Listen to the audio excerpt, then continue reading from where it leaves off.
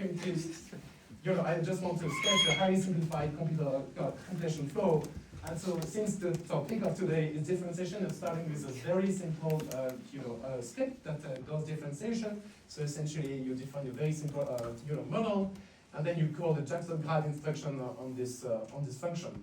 And so when you execute this program, it's going to be traced, that is, you're going to pass abstract values for your program, and then what I'm showing you here is the Jack expression that is associated with your grad instruction.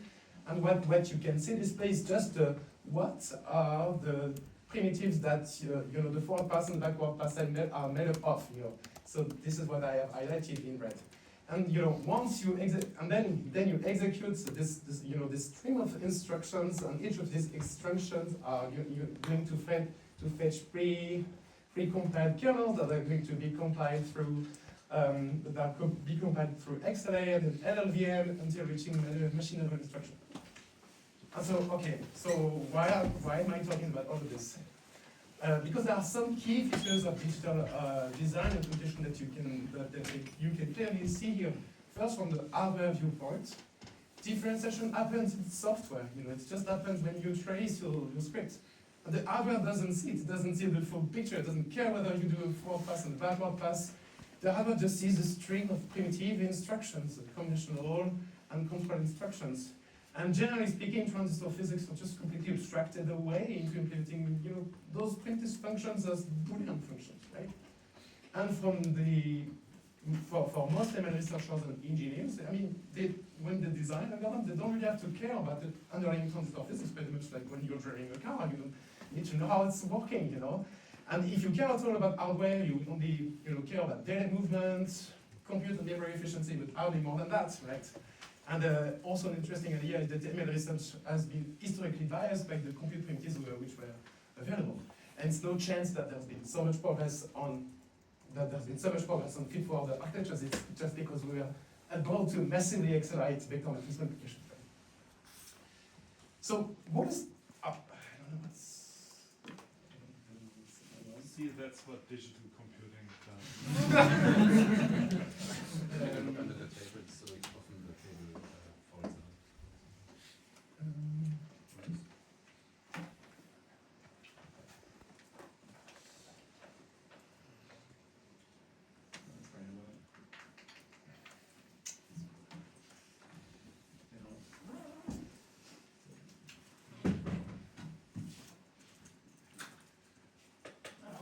Oh, yeah, there we go.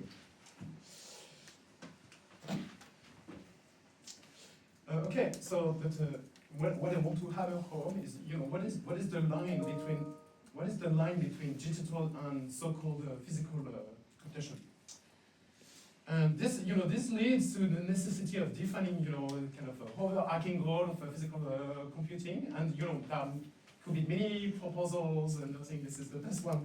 But at least the way they will phrase the goal of the so-called physical computing is to design ideally higher level compute primitives which leverage core physics and consume very little energy. And I want to start with a very simple example, which is of a just adder primitive. Just here you have a very complex design of a float adder, and it's extremely difficult to come up with a design that is both area efficient and with a low latency. And here, on the other hand, on the right, you see an analog circuit, and you know from your high school classes that this circuit performs vertex summation. And of course, doing analog comes with lots of shortcomings, but I just want to convey the opportunity in terms of simplicity of the design and possibly space text, right? And there are many other examples of compute primitives that are grounded in physics that are not broken down to final grain compute primitives, like namely dot product, associative memory, energy-based models, attention, fixed point solvers, which are, all of them are higher level compute primitives which are grounded in physics. And the final, the ultimate goal of this field would be to possibly design inference and differentiation as a primitive of its own. And a different way to phrase it is that, can we build a machine that can infer and be differentiated through in place? And when you think about it, it's reminiscent of the old days of AI, when with the perceptron machine in the 50s, it was the age of specialized hardware, and actually this machine both inferred and actually learned with simple learning rules. And so we sort of revisit this kind of paradigm and deviate from general purpose hardware. And I would say that this literature spans two different directions: inference on the machine, that are systems that models that will be trained online, mapped onto a physical machine, and self-learning machines, which are machines that can keep learning on their own out of their physics. And I want to convey that these are the model sizes that were mapped onto actual physical machines, and when you see that we are today able to map pretty large billions scaled models onto so-called neuromorphic engines, experimental self-learning machines are still in their infancy, as you can tell from the size of the models. So the scope of this presentation is about self-learning machines. Okay. So now, I'm going to first state the learning objective and try to convey why having a physical system that does it all is hard. So generally speaking, it's a very general formulation. Let's say that you have a physical system that is described in terms of degrees of freedom, physical observables, that is encapsulated in this variable S. And let's say that there are also degrees of freedom which are static parameters, say theta. And let's say that the dynamics of your system obey this OD. I'm not saying that this formulation encompasses any physical system, just take this as an example. And so the goal of the learning can be stated as a constraint optimization problem, whereby you want to minimize some objective running over the course of the physical trajectory of your system under the constraint that the trajectory of your system is physical in the sense that it follows some physical law. And so generally speaking, there are different ways we can factor out the gradient computation, but what you will do essentially is your forward pass, your backward pass, the gradient computation, and your wave bits. But generally speaking, we would rather talk about running your primal dynamics, that are the actual dynamics of the system that you want to train, which are causal physical dynamics. Then you want to run the adjoint dynamics, which are less physical in the sense that are more like it's like you exact your system and then you get an answer. It's more like an anti-causal response of your system when you say so when those lambda variables compute are what is this how you must excite your system such that you get some resulting response. And once you have obtained your primal and urgent variables, then you can compute your parameter gradients and then update your parameters accordingly. But what is striking from this, and it's kind of self-evident, but I really wanted to hammer it home, is that those dynamics are extremely different. Right? The primal and adjoint dynamics, without further hypothesis on your system, are just significantly different. So they are a priori run by two different physical systems. And actually, this is for example, what IBM Research does. So they don't train in situ their resistive hardware. So what they do is that they train a digital twin on some digital accelerator, run gradient descent, and map the training weights back to the physical systems. And you understand why? Because it's just because the equations governing error propagation are so different from the actual physical equations of your system that you want to train. So now, the question is, can a single physical system sustain both the primal and the adjoint dynamics of your system? Maybe can these two systems be the same? And in ML, machine learning terms, it amounts to say, can we estimate gradients with forward passes only? And this kind of narrative has become popular with this keynote presentation by Geoff Hinton with the forward algorithm. This is why I'm using this terminology of using forward passes only. But this is really the idea that you want to use a single system to do it. So I would say that there are, roughly speaking, this is not like doesn't cover necessarily everything, but broadly speaking, you have two kinds of models.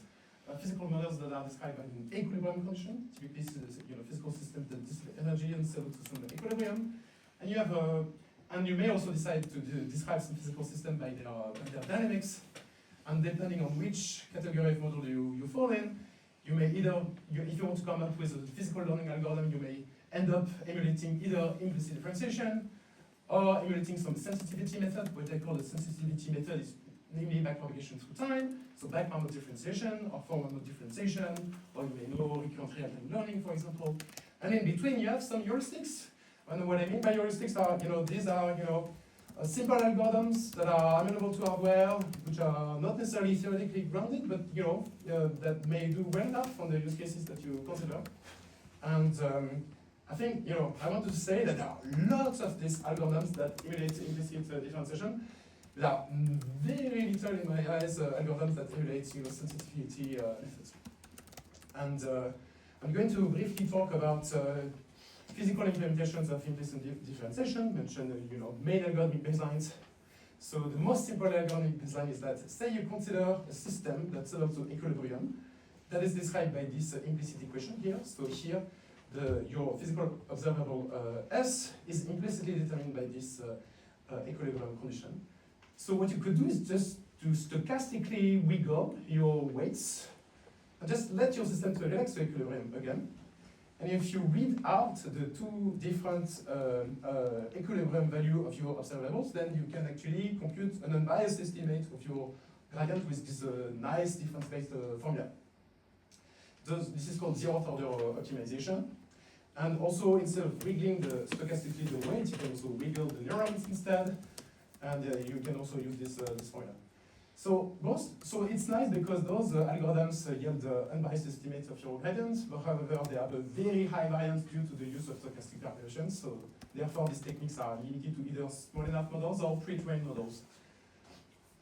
And now we come to the interesting part, which is that now if you assume that not only your system is implicit, but also that it extremizes an energy function, in practice it minimizes an energy function, then you can actually estimate your gradient through a sequence of equilibria, where you first let your system relax on its own, then you're going to slightly nudge it towards producing a better output, and then you can actually literally read the gradients out of your physical system with this contrastive formula. So this is unbiased. This provides an unbiased estimate of your gradient, and also with no variance because you don't use stochastic perturbation. So this is called equilibrium propagation. There are lots of people here who are going to present some work about this algorithm, and And so as you are most of you are physicists, just want to illustrate briefly this.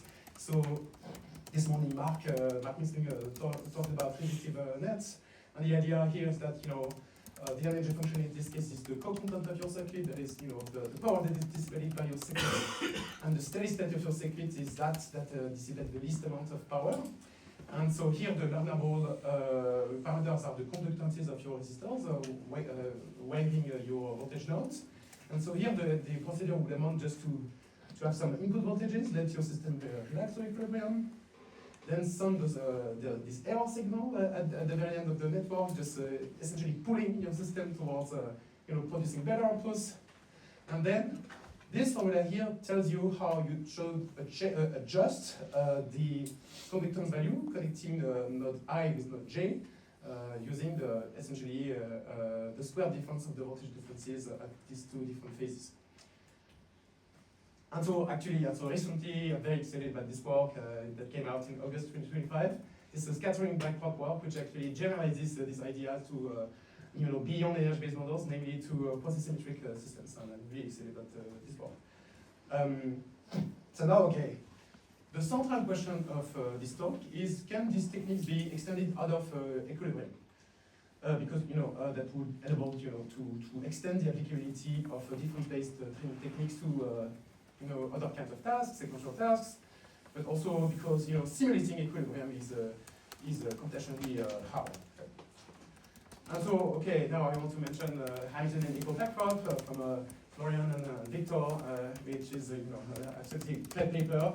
And so here we assume no longer an equilibrium system, but an Hamiltonian system, which are described by vector of position, vector of momentum, and they obey these dynamical equations. And for notational convenience, we will take the origin of times as minus capital T, as it is also done in this paper. And so, I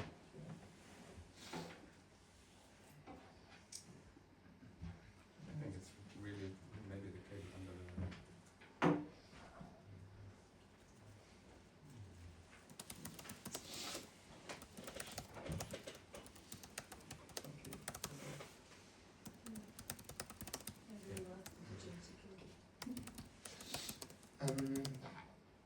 okay, so now let's say, okay, we have this setup. So we have an Hamiltonian system, and let's say I have a target here, y, which is the green dot.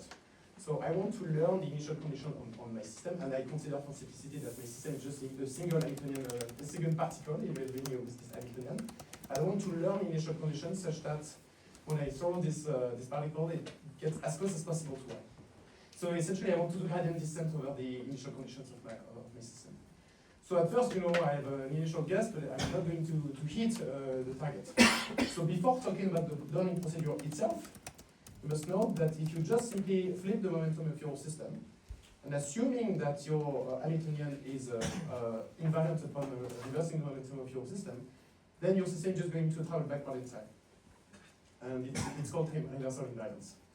But now, if instead of just flipping the momentum, I'm just going to slightly nudge this system closer to y, and then flip the momentum, instead of replacing exactly the same trajectory backward, it's going to go slightly off the forward trajectory. And what the paper shows is that the trajectory gap encodes for error signals. You can literally, from the trajectory gap, read out of your system gradient values. And namely, if you just measure here the difference in the positions, it actually tells you how you should adjust the initial momentum such that next time you kick your particle, it gets closer to y. Okay, so in spite of this, it's tremendous potential. It becomes with some limitation. First, because the Hamiltonian flow is being unfolded in depth of the models being trained, so which limits the applicability of HEB to fit-fault models. Also, it's not, at least to me, it wasn't clear how it compared to algorithmic baselines, namely backward through time or equilibrium propagation. Also, HEB also assumes that parameters are dynamical variables rather than static parameters. Only the initial state is nominal. And because I had this application in mind of training sequential models and sequential data, it wasn't clear to me how HEB could generalize to sequential data with the losses defined at every time step and on hierarchical recurrent units. And we're slightly going towards state space models, as you will see. And also it was only tested on a relatively simple tasks. So this is the core contribution of this work. So this is we called it recurrent Hamiltonian eco-learning, or HEL. And the procedure is almost exactly, it's almost exactly the same as that of HEB. So now we just allow ourselves to have an Hamiltonian that is time dependent, that is, that processes temporal inputs that are denoted at xt. And also we allow for parameterization of the Hamiltonian with some static parameters. And so the goal here, the learning procedure, will be to learn those static parameters. And I call static because these parameters do not vary along the Hamiltonian trajectory. So during the first phase, we just let the system evolve along this Hamiltonian flow. And during the second phase, we're going again to flip the momentum of the system. And we're going to nudge this trajectory all along, processing the same inputs but backward. So here, let's say you process x1, x2, x3, xk. Then you will process during this phase, so you will process xk, xk minus 1, xk minus 2, x1. But here, what I want to highlight is that these dynamics are exactly the same. They evolve according to the same physical principle. And so we derive with this contrastive formula. So we show that that the gradient estimate for the parameters theta is provided by this contrastive formula. And so I'm going to illustrate this learning procedure on a very simple physical system here. So I'm going to consider coupled harmonic oscillators. So okay, we have two oscillators that are here, and we impose some forcing on the first mass. And here the learning task is that we want that upon this forcing here on the first mass, so it's going to put the whole system into motion. We want to learn the spin constant such that the second mass here in blue follows a target. So we want the second mass just to be in phase with the target. So if we apply, for example, the previous learning formula to the spring constants of the green spring, this is what we get, which is a nice formula that gives you actually a learning protocol to read the gradient out of your physical system. What this formula says is that if you track the square difference of the positions of your two oscillators during the second and first phase, and you compute the difference, then you can read out of your system the gradient estimate to learn this parameter. So here, there is a nice video that I'm going to show you. So okay, the system just evolves freely. So here we show the positions of all the masses and the targets, and we just let it evolve freely. And then during the second phase, we flip all the momentum and we nudge the second mass toward the targets. And here below, what we track, the quantities that we track are those that we need to compute the learning rule, that are the square difference of the positions of the two masses. And you see that I'll go quick. So yeah, the shaded area is actually the quantity. Yeah, this is the gradient information. So you literally measure out of your system the gradient information.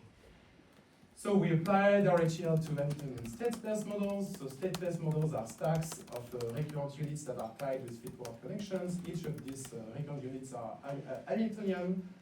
And so the procedure is to compute gradients is, mimics backprop in the sense that we apply RHEL backward through recurrent units, and we chain RHEL with backprop through feedforward transformations and so on and so forth until we reach the first model. And TLDR, so we applied this variant of our algorithm on state space models, and we compared it against automatic differentiation and across multiple regression and classification datasets. The sequence sets reaching 50K. And we observed that RHEL matches automatic differentiation across all models and tasks. So if you are interested about this, I would suggest that you come to talking to me or you look at the paper. There's a connection between RHEL and the equilibrium propagation. Something that you could argue is, okay, so why don't we, if you have a system that admits some Lagrangian, so some action, so why don't we just simply pick as an energy function the action of the system itself? And so it would yield, if you do this, it would yield this nice contrastive formula here, but on the Lagrangian of the system instead. But the thing is that it is only true if you consider fixed boundary conditions. But in practice, simulating a physical system with fixed boundary conditions is difficult. So you want to allow for arbitrary boundary conditions. But if you take into account arbitrary boundary conditions, then you have ugly boundary terms that appear here in this gradient formula. And for some clever choices of boundary conditions, these ugly terms disappear. And for some other choices of boundary conditions, you can actually highlight a clear connection between RHEL and therefore HEV and equilibrium propagation. I don't have much time left. I don't know, but so this is. I just want to briefly say that realistically, analog systems, analog components compose necessarily with digital components, and I think that this must be taken into account at the algorithmic level. And where realistically hardware would be it would be like a monolithic piece of analog hardware that would be realistically analog tiles interconnected with digital coprocessors. And so this is actually some work that we did last year, how to tie IBM inference and learning across the analog and digital blocks. And I finish up quickly, but this strategy has been used recently for hardware learning diffusion models, work by Xtropic. And I think that a realistic implementation of RHEL would amount to tile Hamiltonian computation across analog blocks and digital blocks, and hardly having a single piece of analog hardware. So I think that I can wrap up really quickly. I think RHEL is a way to build self-learning Hamiltonian engines for sequential processing. There are still some core limitations of RHEL, which it's limited to dissipative-free systems, so it's not realistic, not to take dissipation into account, and also it hinders model expressivity. Also, it's unclear how it's robust to physical non-idealities. And you may also wonder, why are we doing all this? State space models still lag far behind transformers, so this calls also for better, SSM models, regardless of how you train them.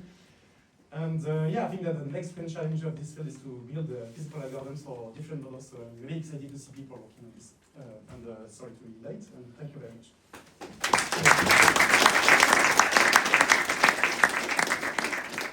Well, thank you for the great talk, and we definitely have some time for questions during the